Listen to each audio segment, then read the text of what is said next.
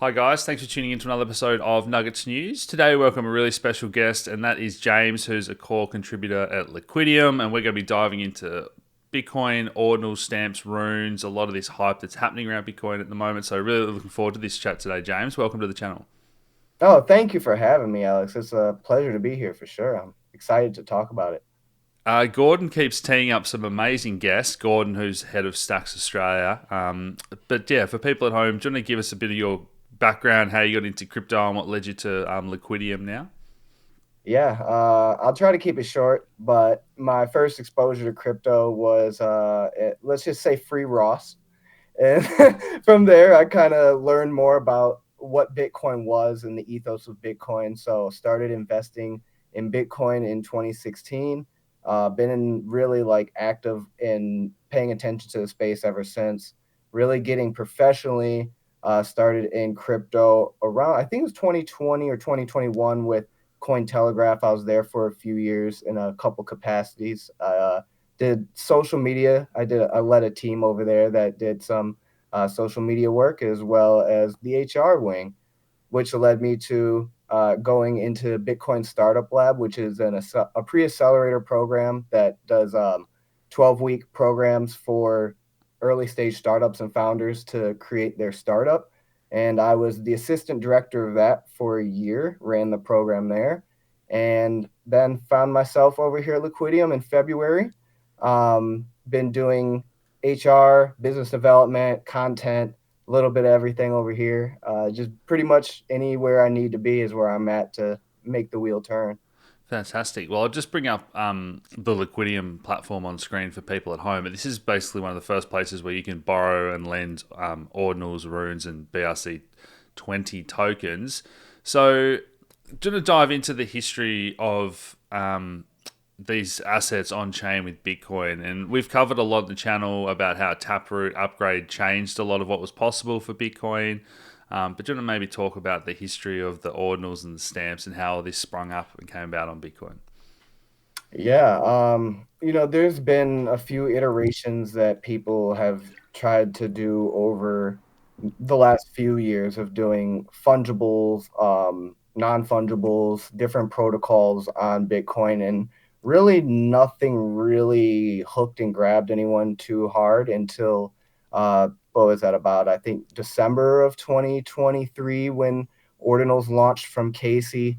From there on, really, it got the traction needed. It was built in a way that kind of made more sense. It was more familiar to people who've been around, say like Ethereum, Polygon, these other chains that have had NFTs, have had marketplaces, have had an economy that is more than just say the base token itself. Yeah. So seeing different marketplaces pop up and being able to make the user interface and user life just a lot easier than trading in spreadsheets like it was in the beginning, I think Yeah. has also been a really big catalyst for that. Fantastic. So I guess one of the big questions I've had is, can this stuff scale, or what's the roadmap with some of these different protocols and marketplaces now? Because we know last time there was a bit of a mania. If it's all on chain, it very quickly skyrockets fees and everything becomes expensive and slow. So what stage are we kind of at now with those marketplaces, and who's scaling, or is it going to stay a bit like Bitcoin transaction where it's a bit of a rich man's game? Yeah, I think really that's the $1 million question. In my eyes, now, the scaling of things, the efficiency of things have gotten better since the beginning of ordinals and, even runes just back in April, things have already gotten a lot better user experience wise in the last few months. But just between like talking about the marketplaces, the wallets, the overall infrastructure that these builders are using to try to efficiently use UTXOs and manage things as much as they can on the back end. I think is going to continue to happen, especially as scaling solutions like, for example, Arch Protocol comes up, and have these different protocols that are still on L1, but having some different, I guess, logic to it that hasn't been utilized yet. So I think that there are some things that are being done right now that are helping scale a bit, but honestly, I think the biggest moment is going to be when OpCat does come around, and is integrated into L1, allowing more operability from L1. I think there will be a lot more scaling there. I don't know that L2s right now are really like the answer, especially because most Bitcoiners don't want a bridge, and that's just like inherently Yes. part of our nature. So like Fractal and BitLayer, these other like players that are doing L2s, they may all have their use case at some point, and what that may be, it could be more utilized, who knows, for gaming or more high transaction kind of applications. Yeah.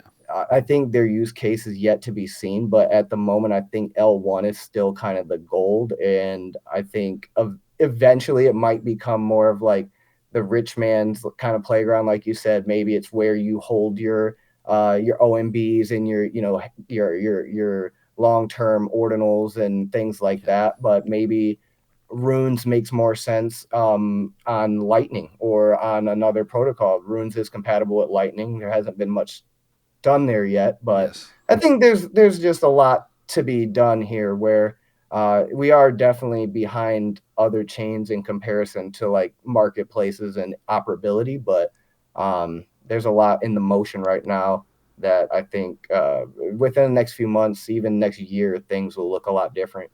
Yeah, even Bitcoin OS was another one I interviewed recently Mm-hmm. with all the zero knowledge stuff they're trying to do actually on chain, which is super interesting. So, Very.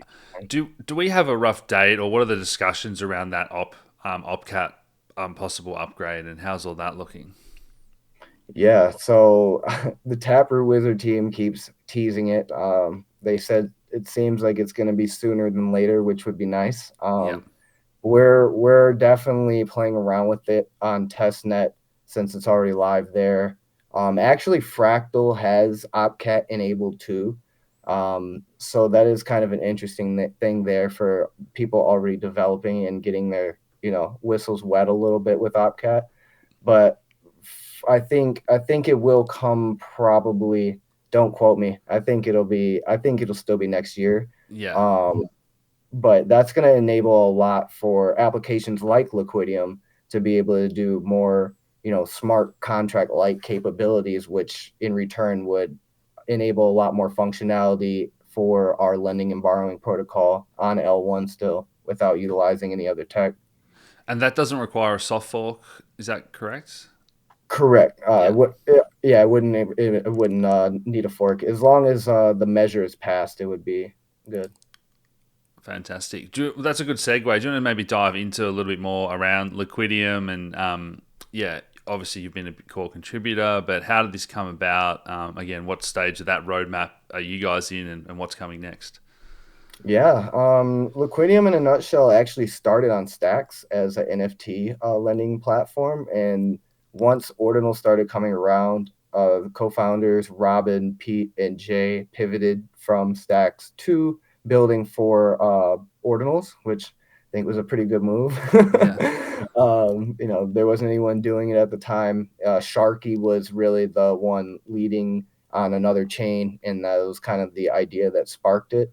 yeah, Um, and we found so far that through just over a year of being up, that there's definitely a need in the market for something like this where you can take your long-term holding ordinals like I mentioned earlier, the OMBs or my frogs or node monks, and you can get short-term 12-day 14-day loans. Maybe you're a degen and like to get some rune bags and see if you can moon or whatever it may be. It's cool that there are people who have strategies and are utilizing our platform in that fashion. yeah. And we recently celebrated crossing over 50,000 loans in our lifespan already. So it was pretty cool to see. That's amazing. Are there plans for a token, or how can people get involved from the community that are interested in all this stuff? Yeah, great question. We actually have a token out already called Liquidium Token. It's on Runes. So that should tell you our thoughts about Runes. Yeah, yeah. We are the first governance rune, and when I say that, I mean we have already had proposals live and passed, voted on Votico. It's a platform that is newly created for Bitcoin voting operations. So you do have to be token gated. It's a easy one vote, one person kind of a mechanism there. We've voted on a few measures, one including what scale we have for having token discounts. So, like if you have a certain amount of Liquidium token, then you get X amount of discount off of the platform fee when you do your operations on the platform. So, we're always looking at ways to be innovative, kind of be first to market in a sense, and kind of push the boundaries of what's happening on Bitcoin, since these things are already kind of commonplace on other chains. We definitely want to help the ecosystem play catch up per se, you know. Amazing. Now you touched on stacks there. It's one that we've been had the majority of our focus on. You know, we've interviewed the full gamut of layer twos and other exciting protocols, but it seems like stacks is, you know, founded in 2017. It's got that long head start, and they're about to hit Nakamoto in a couple of days from now at time of recording. So I know you mentioned the bridge before and purists really not liking the bridge. Do you think once Stacks has this Nakamoto upgrade and then the next step is that Stacks Bitcoin bridge that's fully trustless and decentralized, ideally, are you pretty bullish on that space, or what are your thoughts on Stacks being a leading layer two? Yeah, I think Stacks is primed to be the key player there, especially with the history that it has and how close it's played its cards to Bitcoin, and being very much like hand in hand with Bitcoin when it comes to being an L2, quote unquote. Yeah, Manib has done a lot of work and research to make sure that that has continued to be the narrative. I think SBTC is definitely like as a product and an idea, like a really good idea. I've been looking at it for a while, and seeing a lot of the logic as it's been shown and reiterated over the last year or so, and it's just gotten even cooler. And I can say that we are going to be working with Bitflow, and we will have Liquidium on Bitflow. yeah, So it will be one of the first runes to be crossed from Bitcoin over to Stacks. So we are amazing. very bullish on what SBTC and Stacks have up their sleeve. And just for people at home, Bitflow is an aggregator for all your different dexes and I guess trading markets and all the different liquidity. We've interviewed them now as well. Um, Wonderful. Yeah, and the other thing for people at home is why are Bitcoiners so passionate about that bridge? And we've touched on it a bit, but options like wrapped Bitcoin and other things you've heard of, guys, where we have these synthetic Bitcoin tokens that are pegged in some way or another. It's normally putting your trust in a third party or a small team in the protocol who have the keys. And if you're a big Bitcoiner with $1 million, are you really going to trust some of these smaller protocols and let that value really grow? And that's the problem we've had. Whereas the idea is once we've got Stacks Bitcoin, it's pegged in a very trustless way that's secured by the entire Stacks ecosystem and the entire Bitcoin ecosystem. So do you agree with all that? And do you want to maybe explain your thoughts on why that's so important and exciting for Bitcoin whales and OGs? No, I think you pretty much knocked out the park. There's not really too much more to add there. I mean, just as you said, when it comes to doing anything wrapped or bridged Bitcoin wise, putting trust in another party to have that asset or have that, one-to-one verifiability, it's just that like it's a liability. Yeah. Um, and definitely Bitcoiners and Bitcoin ethos, that is absolutely kind of antithetical to what we're trying to do here. We're trying to hold our own Bitcoin, hold our own money, not trust anybody with, we're trying to trust the protocol, if anything. So Yeah. yeah, I think you knocked it out the park. Fantastic. Well, in terms of, is there anything we haven't discussed so far that you think is really important for Liquidium or Ordinals or Ordinals? Ordinals. Jeez, I've got my words twisted this morning. This is what happens when you get out of bed at 7:30 to do an interview. No, Runes, it's all good. Ordinals, stamps, BRC20s. Anything else you think is important for the audience at home? Great question. I think it's still, I think it's still important to know that it's early, and there are a lot of great teams working behind some of these projects on Bitcoin, as well as, say, the Ordinals collections, as well as the Rune collections. Not all of it is vaporware or just a shitcoin. Yeah. Of course, there's a lot of those too, but there are a lot of good builders. And I think as a community, that's what we need to focus on and double down on and continue to build with, and keep that in mind, because we've not even seen the liquidity unlock on Bitcoin yet. We've not seen the big cycle happen yet in money, off the Bitcoin top cycle back into ordinals and runes and everything. That's still, I think, a minute off. Yeah. So we have some time to really, prepare, NFA, double Yeah. down on your conviction plays and on, good teams that in good collections, good bags like that, and just do your due diligence, do your research. But I think that we're in a good spot, and I love to see the direction that Bitcoin's going in now that, some of the tribalism and gatekeeping of building on Bitcoin is kind of subsided, and builder culture has started to take over. I really like it. Yeah, I'm really excited about the Stacks meme coin ecosystem as well. It's like some of the biggest ones. I think there's only one or two that are even over 10 million market cap. So that space, I think's very early. Have you had to play around with some of the Stacks and Stacks tools and Stacks City and all that stuff? Yeah, yeah. I actually still have some stacks NFTs. Played around with them before Ordinals. Yeah, there's a lot of good artists too on stacks. Yeah, they've It's got one thing we could talk a whole nother thing about, but I do love Stacks spaces. Stacks spaces are goated. If you guys haven't gone any, the the Stacks community puts on great spaces. yeah, they're a very welcoming community. I'm not sure if you want to dive into politics too much. You said you're in Michigan, but Donald Trump's been talking about maybe buying Bitcoin, and some people say, well, even if Kamala gets in, the Dems are going to print heaps of money, and it's going to be good either way. So, what are your thoughts on the election and politics and Bitcoin in the US at the moment? Yeah, that's a loaded one for me. Okay. I'm a I'm a very staunch libertarian. I really am outside of kind of the political theater, if you want to call it. So Yeah. yes, like I think Trump is more bit versed in Bitcoin and has like kind of doubled down on that recently. I saw him at the Bitcoin conference.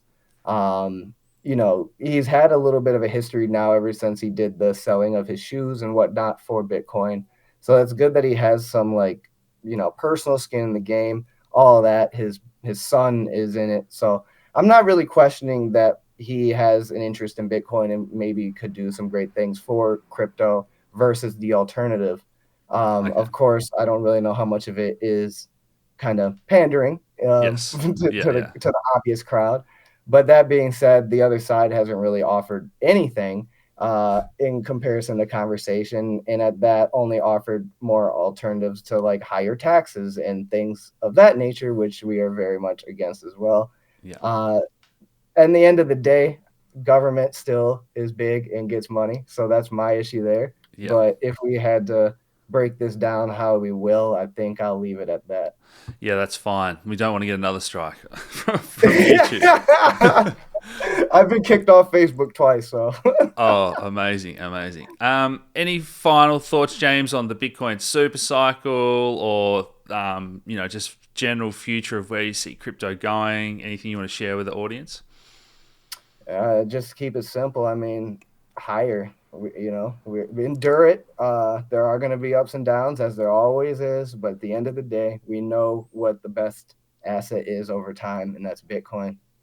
Fantastic. Well, simple. All the links to follow James, Liquidium, the platform will be down below as always, guys. But I really appreciate you coming on the channel today, mate. We'll have to catch up again in future.